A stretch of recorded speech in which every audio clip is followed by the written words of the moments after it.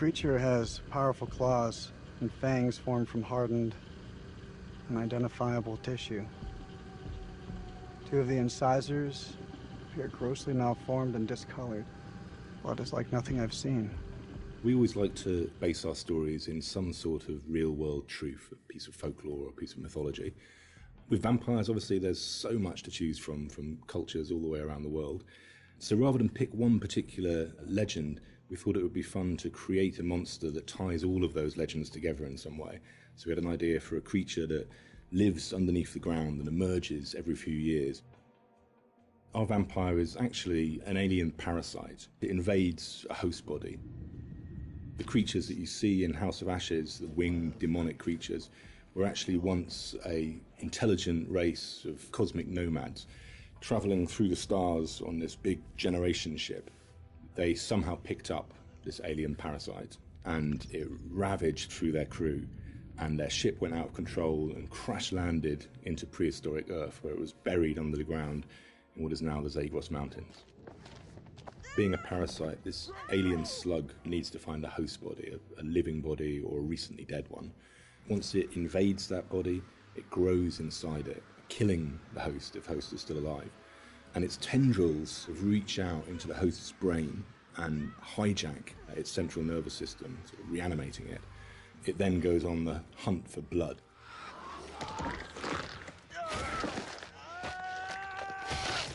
It feeds on the adrenaline in blood. So in order to get the adrenaline pumping, it needs to terrify its prey. So it shrieks at them and drags the kill out until the blood is really, really pumping, and then it strikes. You keep lookout. Fuck!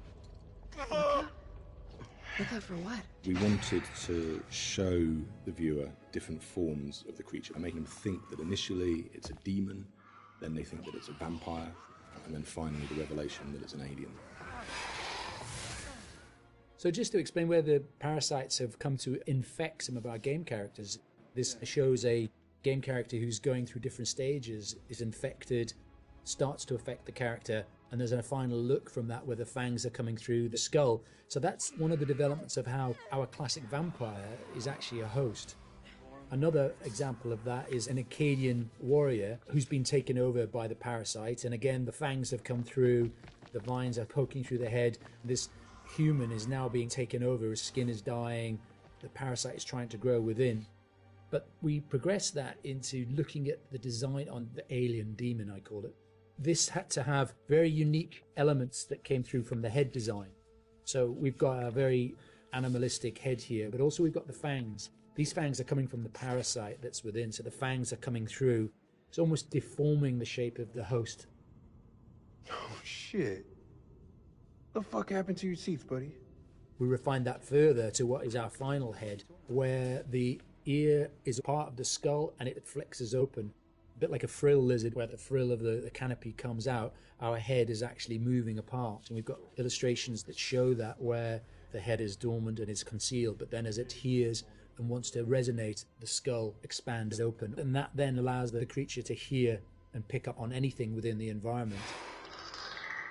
With characters, it's always good to base at least some of it on anatomy that we recognise, and that provides a foundation for the vampire. It's bipedal and human in its structure, but we've just changed things, tweaked them, made them a bit more alien. So, for example, the ribs joined together at the sternum to form a rib cage, but we've expanded it out quite a lot, and some of the ribs are fused together to make bony plates. It's just to suggest that it's had a very different evolution from a human. We tried a version with human-style legs, but in the end we went for a dog-type leg. It just made it more creature-like and more threatening. And we added bird-like talons on the toes, just to give it some natural weapons and make it into a predator. We didn't want to focus too much on bat reference, because we were trying to steer away a bit from the classic bat-like vampire. We did go for 2 sets of bat-like wings. One of the shots in the game is of the vampire jumping down from above, a backlit with its wings out in an attack pose. And when we saw that pose, we decided to add an extra set of wings attached at the hip joint. It just really helped that silhouette. The environment is very interesting because they can use not just the floor, they can fly as well. They can walk on the walls, but they've got claws. So imagine something really interesting in a cave where you've got creatures coming towards you, you know, from every angle. I think that visually is something impactful and very interesting to look at, and scary. One of the interesting parts is the finding of those nuances and details that really bring the character to life. How does it move? How does it behave and act? We had motion capture, and then we had the more traditional computer animation keyframing. On the motion capture side, there were a variety of different setups that we tested. We had arm extensions, and then we had various different leg stilts that our creature actor used. But what was apparent when filming this was that it really limited his movement. So in the end, we decided not to use any of that, and he just performed himself. Basically, this gave him the freedom to really express that physicality in acting and gesture. They react to sound like bats. They hear you, they hunt you. The vampires have these head plates, these bony kind of gristly structures on their heads that click and vibrate, kind of like a bat's echolocation. They're used to survey environments and to locate prey. We went through a lot of different iterations, and we tried a lot of different things. Like I think I sampled keyboards and mouse clicks, and then used a scooter fender and a wet trainer, and it made this organic, clicky, squeaky sound. And then I had a friend of mine in the States take a taser to a bunch of meat and a bunch of like organic material, and it came out a lot more aggressive. It just sounded meaner. I got something for you! And then the biggest thing that we had was this little tiny drum and a rod with fishing line in between it. So when you twisted a rod, it made this clicking and popping sound. So that ended up being one of the main tonal layers for it. But none of them quite fit right. But once we put them all together and like layered them all together on top of each other, then it started to actually work as a holistic organic thing.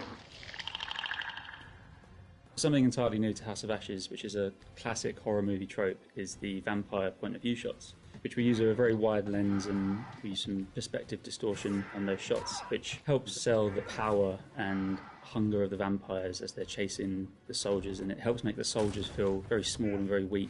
And doing so, it also helps us as the player realise that these vampires are inhuman, and that when we're watching what they're doing, they're bouncing off of walls and they're climbing on the ceilings and flying.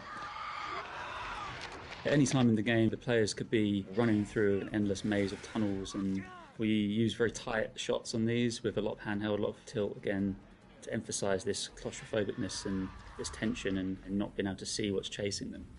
And it's in complete contrast then to later on in the game, where we see these grand environments that they uncover, which could be a temple, a city, or things like that, that we have these wide shots that really sit still and just let the player soak in that environment.